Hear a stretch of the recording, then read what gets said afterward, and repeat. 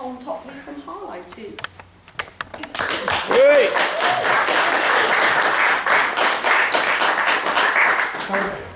Yeah, don't start tapping too soon. I don't know what's coming first.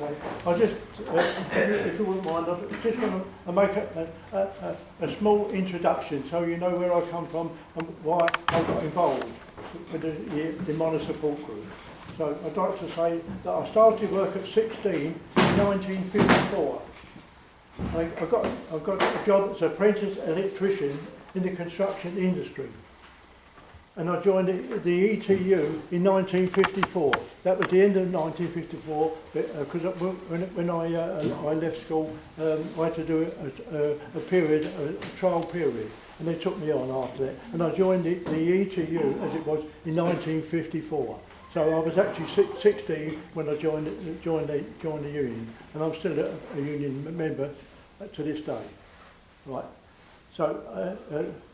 I said I was in the ETU. Well, that over a period of time became the EEPTU, and that's the actual time changed. And during that time, I've been a shop steward on many occasions. I also served on the Harlow Trades Council, and my last employment in Harlow at Medishield, we had a strike for 1 month. That was run by the AUEW and the EEPTU. So the two unions, and we was on strike for a month. I make the point because other people might have been on strike for a long time, but that's the only time I was on strike for a long period like that, and I found it very hard to do. It's very hard to maintain the level because we was picketing night and day, and it was quite cold. It was coming up towards Christmas time, and it was very cold. And we was looking for wood and so forth, and we collected pallets. We was lucky in some cases to get pallets delivered, but to keep warm. But I did say that the fact is, as it went on 1 week and we got into 2 weeks, the money situation came in because people, because obviously there was entitlements and benefits, they got benefits, but the money was cut short. They were cut short, and they was finding it hard to maintain their standard of living, which they was used to at the time. So what I'm saying is that was my introduction. So as we were talking about the miners going on to there, you know, how they managed to do that, I don't know. You know, I found it very difficult. So I'm going to pass on, so I'm going to say that my last job, my last job that I worked at, I got a job with Honeywell Controls, and I worked for them for 22 years. And while I was in there, I left the EEPTU and joined the EPIU. Now, I'll explain that. The fact is that the EPIU was a breakaway unit because the EEPTU had been thrown out the TUC. So I was part of a breakaway union, and I stayed in that till I retired. So at the moment, I'm a member of Unite Union at the moment, which is a pensioners branch in Chelmsford, and that's where I am at the moment. Okay.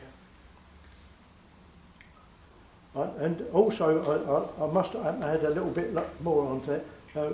I served trying to keep the pensioners in Harlow, which is the Pensioners Action Association. We was in there, Maureen and myself, we was in there for 15 years or so. So therefore, you know, we've still been involved in doing things, and as we thought, what our role should be in society. I'm going to pass on now. So this is my first, so what happened, I joined the Miners Support Group at the AUW office, which was organised by Ian Turner of the Trades Council and Ernie French, who was the branch secretary of the AUEW. The support group would be supporting the Kent miners as in the past. Okay, so so that's what we thought we was going to do, but things changed, and there was another meeting called, and This was soon changed. Striking miners, because we was asked to support the striking miners in Limby and Hucknall in Nottinghamshire. They was on strike and they was having a hard time because they had to face the scabs and also the police. So that became our role, which was something different. We didn't bargain on, but that's where we were. My role as part of that support group was being every Saturday afternoon in the town centre collecting money for the striking miners. Miners was also there, and they was discussing the mining industry as I was putting it for the future, letting people and everybody know and collecting money at the same time. And that's what I did throughout that year, throughout the time till the end of the strike. And so also the miners who stayed in the town on weekdays visited the factories, explaining their case and collecting money. £1,000 a week was collected during the good times. No, that was really good. So I'm really proud of that fact to do that, because money is very important. The people of Harlow gave great support to the miners' strike. In other towns, if they'd have done the same, we would have won the strike for the miners. We thought, right? So that's a bit open, okay? But that was good for morale. We have to keep morale going. So I'm going to branch on to another part. When I was part of that support group, that's what I was doing. I got a call from Jim Rogers, who was a Labour councillor at the time, and his friend Bob Hickey. They had managed to obtain some logs from old trees that had been cut down, and they asked me to go with them because they needed my help to load up the lorries, and which is one big lorry full of. And they drove that to Nottinghamshire for the striking miners. So what I would like to say at that point is the scabs in Nottingham accepted Thatcher's blackmail, and there was no coal for the striking miners. Now, what do you think? It worked alongside, and as one human being to another person, if you had a surplus of coal, you'd only be too pleased to make sure they got some coal to keep themselves warm. But they took on the role of Thatcher, and that's what they did. They deprived the striking miners of some coal. What an absolute disgrace. I mean, I personally would never forgive him for doing that. I thought of some names that I could call them, but scab it doesn't sound too bad. But in real answer, these people were the scum of the earth, I like to say. So I don't know what you would think about that. That's what I thought. Carrying on from that, 3 miners would come to my house every 2 weeks, and Maureen's that's my wife there, she would cook them a meal. And that happened throughout. So at this time we were working together, become a partnership together, and we was used in our house to support the striking miners. As I say, they came. 3 of them came every 2 weeks, and we know from the feedback they always liked to come to our house because they were treated well. There was no problems with the food and so forth. They was always happy to come there. So that was the feedback that we got. So we was working as a team by then and using our house. Okay. So the idea really was coming back to Maureen doing that role. The fact is that the miners would come back and they would meet other people within the town and so forth. It would make it more acceptable that we were all united on the united front. So that went quite well.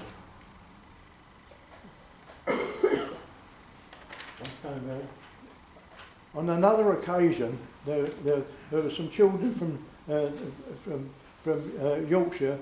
I think they came from Barnsley. They was brought down to a local summer camp at Kelvin and Hatch, which was during the strike. I remember some of the people coming to our house because they wanted a break. They was exhausted, and so they came round for a meal. So it was another little thing that we did from our house, you know. So we're quite proud of that as well. And we obviously we was meeting people from Yorkshire at that time, so everything was going quite well, as we think. So the Harlow support group did a great job. but the thing that we couldn't stop the scabs from producing coal. This is where the strike was lost, as far as we're concerned, because we couldn't do anything else. All the things we think we was doing good, we couldn't actually stop them producing coal, and that's where the strike was lost. So I've added a couple more things to that, because this is the thing that's going to come up in discussion, and because we need to learn from the past, because obviously there's things that are going on in today's world where workers could be under bad conditions, let's say. The government wants to do things, want to stop dissent, let's say. I won't go down that road, but I'll leave it at that. So the parts that I put into is NACOS, the pit deputies, called off their strike. Now, why did they call off their strike? Because they was managers or what? I don't know that. Other people might know, as perhaps they can enlighten us on that. Have a bit of just discussion on that. But they could have won the strike. They could have won the strike. You know, if they all they had to do was continue striking, it could have been won on that issue alone, I think, anyway. And also, Jack Taylor of the NUM allowed 30 tonnes of steel to be produced at the Scunthorpe Works.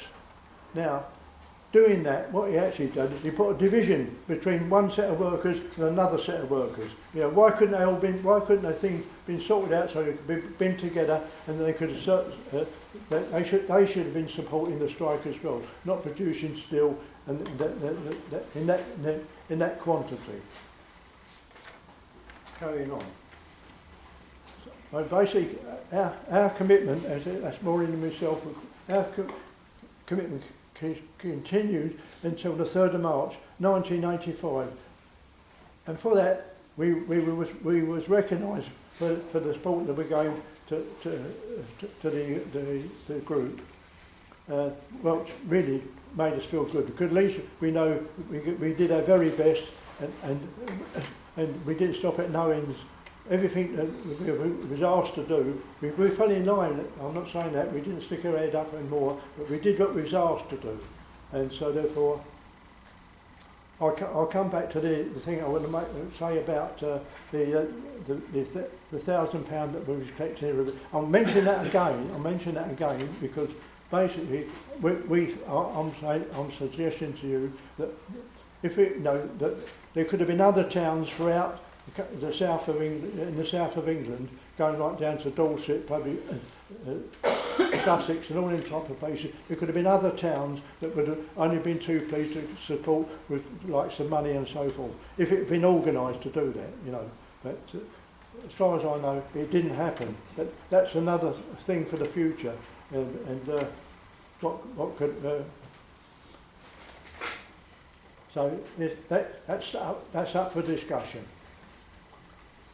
Okay, so I've said that at the last little bit. Now I'm going to come down to is that at the end of the strike, a party was held at the Leah Manning Centre for the miners and their families, along with the support groups. This was the final part, and at that particular time, we put up a miner and his wife. They stayed with us for the night, and that was the end of it. That was the end. So that's my pit as regards to the strike. I just want to say a couple of things, which is I'm open for discussion on. I'm mentioning Orgreave. So the point I was making, Orgreave, the miners there in Orgreave took a battering from the police, and also they had run out of money. So this big question of money. Money again makes a big difference, because they had no money at all whatsoever. They was finding it difficult on top of everything else, and Thatcher had loads of money. She had money to defeat the miners. That's what she had. She had all that. So therefore, that was the difference between the two. Also, I'm saying that the miners from Orgreave, what they went through, what was being asked of them was too much. You know, they suffered too much. And that's not right. I don't think that's right at all. They was asked, and also I'm saying these, as far as I'm concerned, were working class heroes, and they should have been treated better. So I've got a couple of suggestions. I want to make some suggestions as I see it for the future, what we need to do now. Okay. So I'm saying that as we're here today, we've got a good opportunity to look around and say, well, if it is important about the miners' strike, and we need to learn the lessons, because obviously the future could be pretty grim.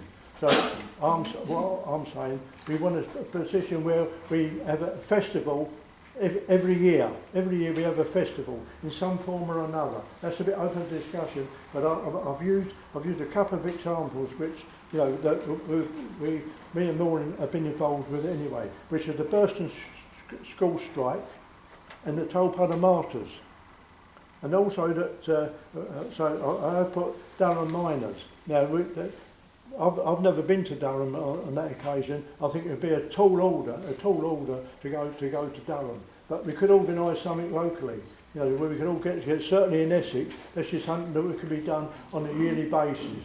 So that's what I'm putting to. Now the other thing I'm gonna finish on is about the TUC. I'm saying the TUC as regards to the miners' strike was absolutely disgusting. And what we want a TUC that stands up for workers and also gives a lead. Now I'm saying it 6 months through the dispute, it was touch and go. It was touch and go. If they'd have said, if you don't make a settlement, we're going to call a general strike, and that would have made the difference. We could have won on that basis again, but that was lost. It never happened. So what I'm saying, we need a TUC. We should be saying to the TUC, you need to come out your offices and mix with the workers. So I'm going to leave it there. I'll say thank you very much for this opportunity. Thank you.